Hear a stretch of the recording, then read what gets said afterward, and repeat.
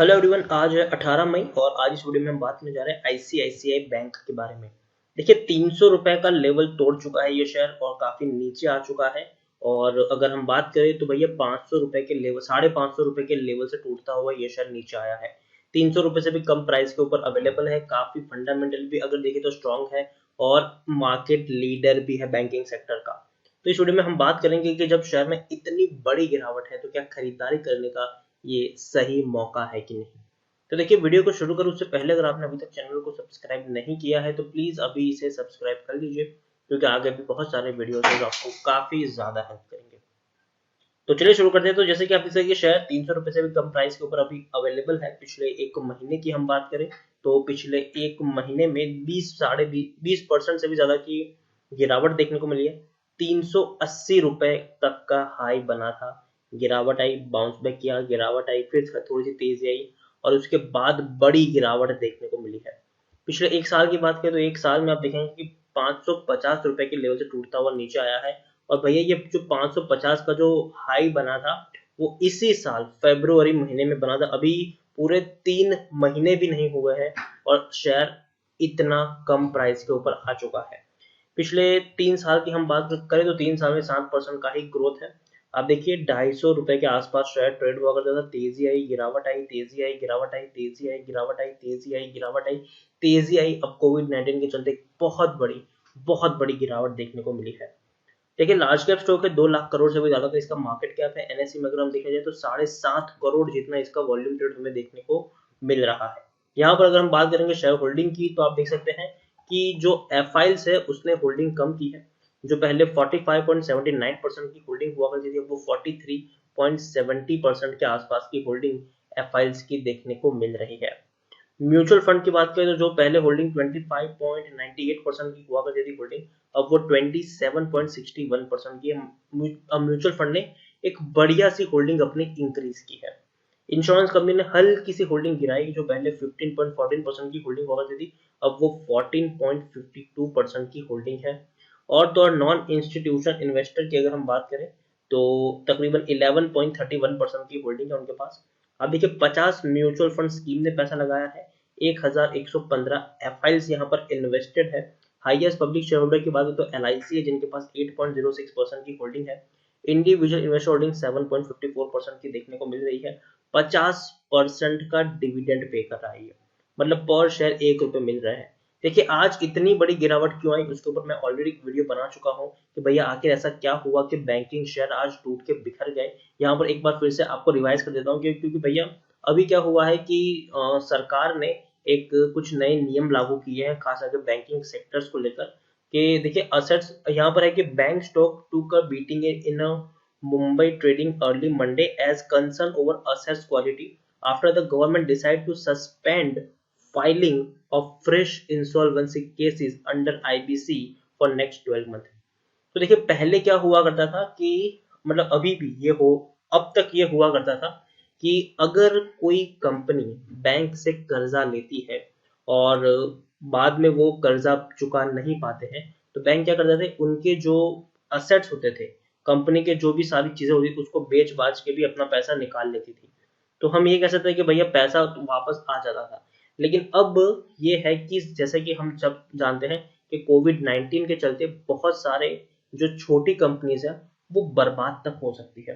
तो सरकार ने ये चीज को ध्यान में रखते हुए कि भैया छोटी कंपनियां बर्बाद ना हो, उस चीज को ध्यान में रखते हुए सरकार ने एक नया बैंक से ये पावर छीन लिया है कि भैया नेक्स्ट 12 महीने तक बैंक से ये पावर छीन लिया है सरकार ने कि वो किसी भी कंपनी के असेट्स को बेचकर पैसा रिकवर नहीं कर सकती। तो देखिए ये एक बहुत बड़ा पावर था बैंक के पास कि अगर आप पैसा नहीं चुकाते हो तो आपके जो असेट्स है, आपकी जो प्रॉपर्टीज है, आपके पास जितनी भी मिलकत है उसको बेचकर आपका बैंक अपना पैसा निकाल लेती थी। लेकिन अब ये पावर बैंक से छीन लिया गया है। हालांकि ये कोई परमानेंट नहीं है, आने वाले 12 महीने के लिए बैंक से ये पावर छीन लिया गया। हो सकता है कि 12 महीने बाद बैंक को ये पावर वापस दे दिया जाए जब वापस से इकोनॉमी चलना शुरू हो जाए। लेकिन अभी के लिए एक बुरी खबर थी क्योंकि जिसका मतलब साफ साफ है कि अगर कोई पैसा नहीं चुकाएगा तो बैंक यहाँ पर कुछ नहीं कर सकता है। बैंक उनकी प्रॉपर्टीज को भी नहीं बेच सकता है, कुछ सीज नहीं कर सकता है। हालांकि बैंक को इससे क्या होगा कि बैंक का जो एनपीएस है वो बढ़ने की उम्मीद है। और ये एक बैंक नहीं, सभी बैंक के ऊपर लागू होगा। और इससे सबसे बड़ा जो नुकसान किसी बैंक को होगा, तो वो जो छोटी बैंक्स होती हैं, जो छोटे बैंक होते हैं, उनको नुकसान होगा। बड़े बैंक को भी यहाँ पर नुकसान जरूर होगा, लेकिन बड़े बैंक के पास पैसा रहता है तो भैया वो लोग थोड़ा सा सरवाइव कर लेंगे। लेकिन जो छोटे बैंक हैं, वो सरवाइव करना उनका बहुत ही ज्यादा मुश्किल हो जाएगा आने वाले दिनों में। यहाँ पर हम अगर आईसीआईसीआई बैंक के बारे में अगर मैं आपको यहाँ पर ले चलूँ, तो मनी कंट्रोल में जो सिचुएशन है वो ये है कि भैया टेक्निकल रेटिंग अभी भी कुछ खास अच्छी इनकी नहीं दिखाई दे रही है। पी जो है वो 24.37 के आसपास है। इसका इंडस्ट्री पी 21.18 है। बुक वैल्यू 162 है। प्राइस टू बुक वैल्यू 1.84 है। ईपीएस 12.25 है। और आप देखिए डिलीवरी 23 के आसपास देखने को मिल रही है। According to Moneycontrol user 84% लोग यहाँ पर खरीदने की सलाह दे रहे हैं, और 14% लोग यहाँ पर बेचने की सलाह दे रहे हैं, जबकि 2% लोग होल्ड करने की सलाह दे रहे हैं। यहाँ पर हम अगर बात करें तो देखिए नतीजे के बारे में अगर मैं आपको ले जाऊं, तो इस बार जो मार्च का नतीजा है वो उतने अच्छे नहीं है, लेकिन उतने बुरे भी नहीं है। खास करके इस सिचुएशन में बैंक ने 1613 करोड़ का मुनाफा कमाया है, जबकि पिछले क्वार्टर से कंपेयर करेंगे तो थोड़े बुरे हैं, काफी बुरे हैं, क्योंकि पिछले क्वार्टर में 5115 करोड़ तक का मुनाफा कमाया था। लेकिन पिछले साल से कंपेयर करेंगे तो अच्छे हैं, क्योंकि पिछले साल 1527 करोड़ का प्रॉफिट था। तो आप देखिए दिसंबर क्वार्टर में बैंक ने बहुत बड़ा मुनाफा कमाया था, 5000 करोड़ से भी ज्यादा मुनाफा कमाया था। और सितंबर में 1585 करोड़, जून में 2900 करोड़, मार्च में 1527 करोड़, और जो हाल फिलहाल में आए हैं उसमें 1613 करोड़ का प्रॉफिट इन्होंने कमाया हुआ है। ओवरऑल अगर हम बैंक को देखें तो भैया बढ़िया बैंक है, लॉस बुक नहीं किया है, ये काफी अच्छी चीज है यहाँ पर। और हर क्वार्टर में मुनाफा कमाया है, हर क्वार्टर में बैंक ने मुनाफा कमाया हुआ है, और ये काफी बेहतरीन चीज है यहाँ पर। ओवरऑल अगर मैं बात करने जाऊँ तो डेफिनेटली सरकार के इस एक डिसीजन से जरूर बैंकिंग सेक्टर के ऊपर एक दबाव पड़ेगा, और उससे जो एनपीएस है वो हो सकता है कि आने वाले दिन में और ज्यादा बढ़ जाए। और जैसे जैसे इन सब चीजों की रिपोर्ट्स भी आएगी, तो पता चलेगा कि भैया की सिचुएशन उतनी अच्छी नहीं है। तो जो छोटी बैंक है, जैसे कि मैंने कहा कि छोटी बैंक जो होती है उनका सरवाइव करना थोड़ा मुश्किल होगा, उनके शेयर्स पे काफी ज्यादा प्रेशर रहेगा। लेकिन जो बड़े बैंक है, जैसे कि आईसीआईसीआई बैंक हो गया, एचडीएफसी हो गया, एक्सिस बैंक हो गया, कोटक हो गया, वो मुझे लगता है कि जरूर उसमें भी गिरावट आएगी, लेकिन वो उतना दमखम रखते हैं कि भैया वो उस गिरावट से भी रिकवर कर जाएंगे। और आईसीआईसीआई उन्हीं बैंकों में से एक है, और मुझे लगता है कि अगर बैंक में गिरावट आती है तो जरूर आपके पास खरीदारी करने का एक बढ़िया यहाँ पर मौका है।